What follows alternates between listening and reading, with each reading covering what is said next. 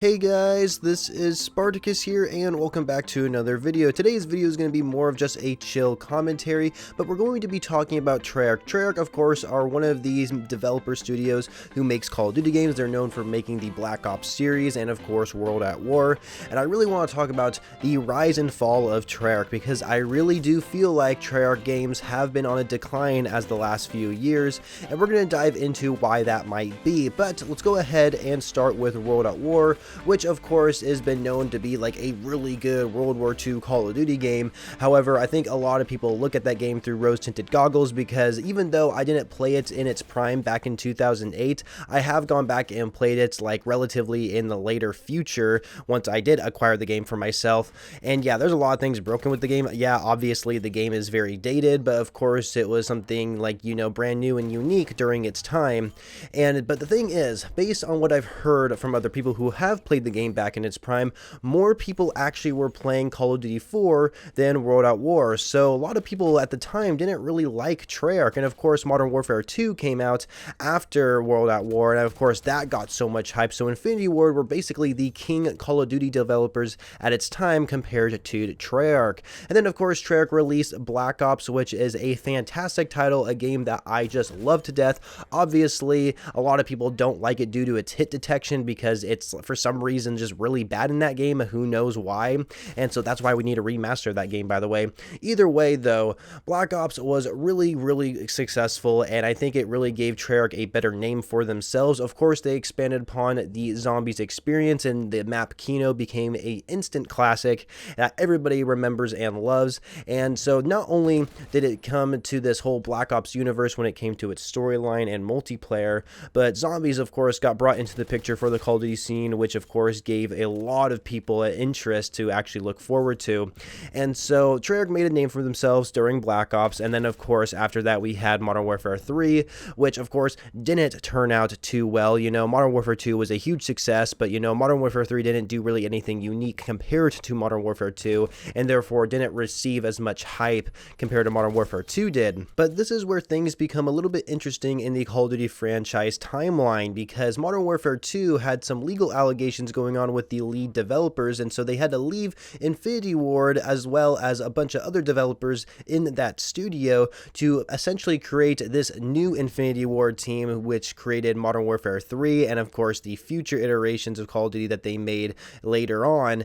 And so the Infinity Ward team became so much different, and because it became so much different in the Call of Duty games they made, Infinity Ward didn't really get that much praise anymore. But once Black Ops 2 came out, we still had Treyarch, right? And Treyarch just blew us out of the water with Black Ops 2. Like, there were like a few things here and there that were really annoying that we just didn't like, but the majority of the game was so enjoyable that there was just like really little to no room to actually complain about anything, because the game was just magnificent. Like, compared to Black Ops, right, where we had the really bad hit detection, and like really just that, honestly, that was like a huge deal breaker in that game. But Black Ops 2 like basically fixed that issue and just made this the best Call of Duty experience of all time. Some people even consider Black Ops 2 to be the best Call of Duty game ever made, just like myself. I definitely think it's the best Call of Duty game ever made. And so Treyarch was pretty much at an all-time peak when Black Ops 2 came out, not with just the game at launch,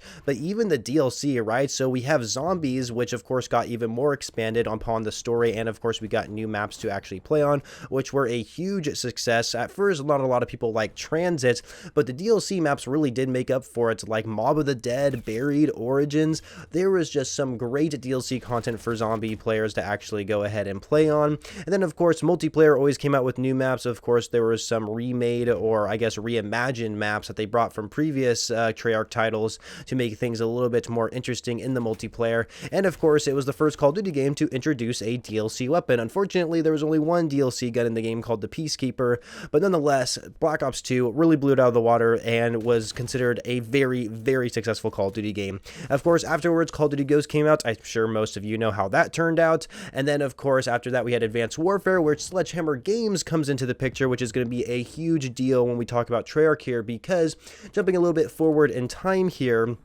Sledgehammer Games comes in pretty much out of nowhere and releases their Call of Duty games. So we were expecting Black Ops 3 to come out after Call of Duty Ghosts, but instead we got Advanced Warfare. And so we were really curious what Treyarch was going to do with their next Call of Duty title. Of course, Black Ops 3 eventually came out, which was also considered a pretty successful Call of Duty game. Not nearly as successful as Black Ops 2, because of course this was kind of the time period where a lot of people didn't really like the advanced movement, even though Treyarch did make the advanced movement a lot different than what we saw in Advanced Warfare, including adding some wall running and of course underwater firing mechanics as well, which of course we never had in Call of Duty. Either way, Black Ops 3 was pretty successful, especially when it came to zombies. Zombies for Black Ops 3 like literally was just insane. Like they did everything in the positive direction when it came to Black Ops 3 zombies, and of course most if not everybody agrees that Black Ops 3 has the best zombie maps out of any Call of Duty game that has ever been released. There's no other better zombie experience than Black Ops 3, and I can definitely get behind that argument. And so that's really where Black Ops 3 was shining, was definitely in the zombies area, but it still was pretty successful in its multiplayer aspect as well. So what happens next? We see this rise of Treyarch, right? Black Ops 2 really brought a good name for Treyarch. You know, of course Black Ops was also really good as well. Of course the hit detection was a huge deal breaker for a lot of people, but once Black Ops 2 came out, Treyarch just became king of the Call of Duty development team. Either way, Treyarch really got a name for themselves and have a very positive reputation among the Call of Duty community. And so after, of course, Black Ops 3, we got Infinite Warfare as the last advanced movement Call of Duty game. Then we went back to World War II with Sledgehammer Games title. Then it came back to Treyarch's turn. So we're really curious to see what Treyarch had up their sleeves this time. And unfortunately, Black Ops 4 just ended up being a pretty big disappointment to a lot of people. When it came to zombies, at first it was really positive because we actually got 4 zombie maps at launch, the most we've ever had with any Treyarch game, and it really kept zombie fans busy for quite a while with those 4 maps at launch. However, when it came to DLC content, this is where things became super negative, because instead of having the traditional seasons pass, we had something called the Black Ops Pass, where essentially the only way to get DLC content in the game is if you bought the Black Ops Pass. Like, you couldn't buy map packs individually anymore. You had to buy the Black Ops Pass, or you didn't if you wanted to receive DLC content. And so that was already something in the negative direction. But either way, a lot of Call of Duty fans like myself, of course, bought the Black Ops Pass so we can get more content in the game.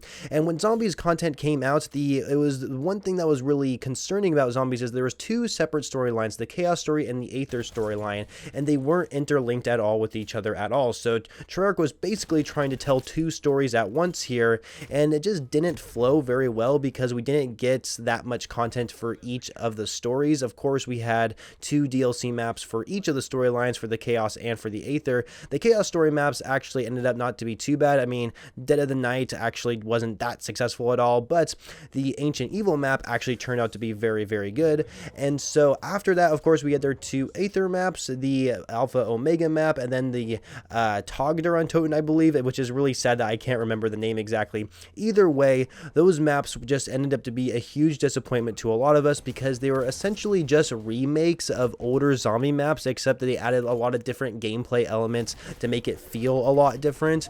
And so that really turned a lot of zombie players off. Also, a lot of zombie players didn't like the HUD either, which I didn't really see a big problem with. But either way, that was something they just did not enjoy, especially the perk selection where you have to select perks in the main menu to actually have them load up in the game itself. You can't just play the match and just get whatever perks you want.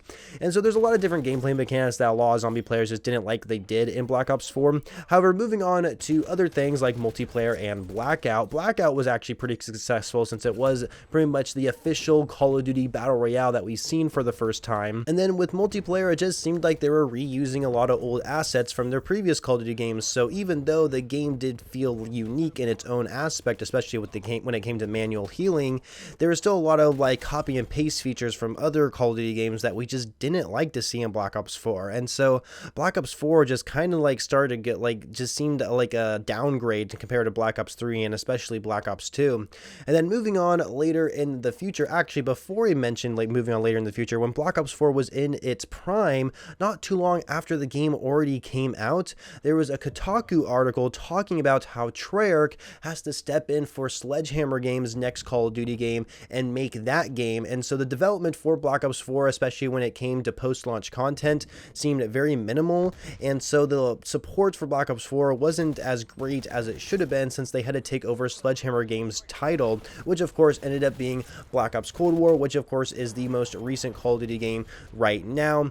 And of course with Black Ops Cold War, things just started to go downhill even more. It became even worse than Black Ops 4, because first of all, it was really obvious the game was rushed. We did not have very many maps at launch, and most, if not like at least a third of the maps that we have currently in Black Ops Cold War are Black Ops 2 maps. They're not reimagined maps, they're just remastered maps, and so they might look graphically a little bit better, and they might be slightly more 80s themed than futuristic themed from what we saw in Black Ops 2. But either way, there's a lot of remade maps in Black Ops Cold War, and there isn't a whole lot of originality to it.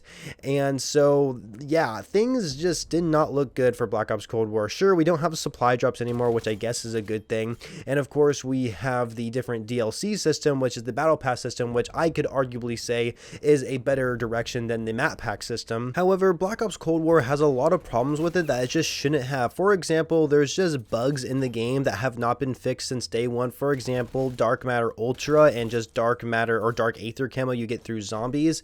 When you apply it to most, if not like half the weapons, it doesn't even cover up the entire gun. It only covers a small portion of it. So you grind all these hours to get gold camo on every single gun, and once you get that cool looking mastery camo, you can't even apply it on a weapon that you might enjoy using because it just looks god awful on it. And so another reason is that the score streak system is really dumb. Like, we don't mind score streaks, we just don't like the fact that our score doesn't reset upon death, so it just makes it easier for people to just spam score streaks later in the match.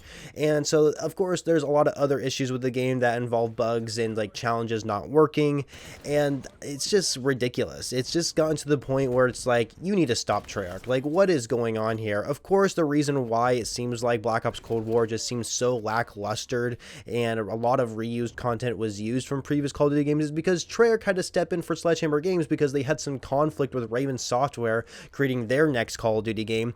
And so Activision's like, nope, Treyarch, you're going to step in here. Sorry, Sledgehammer Games, you're going to work on a completely different title. Treyarch is going to step in and just complete this for you.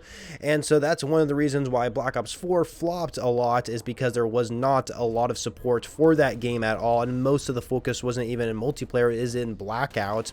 And of course with Black Ops Cold War, they had to rush and develop that game, and so there was just so many bugs, so many problems with the game, and of course even gameplay elements that just do not flow properly to make it fun at all. And of course there's skill-based matchmaking, but that's more of an Activision issue than a Treyarch thing. And so yeah, Treyarch is on this decline right now, and we definitely don't see too much communication with Treyarch from themselves, especially when it came to Black Ops 4. There was like no communication from Treyarch whatsoever. We would go months not hearing a peep from them.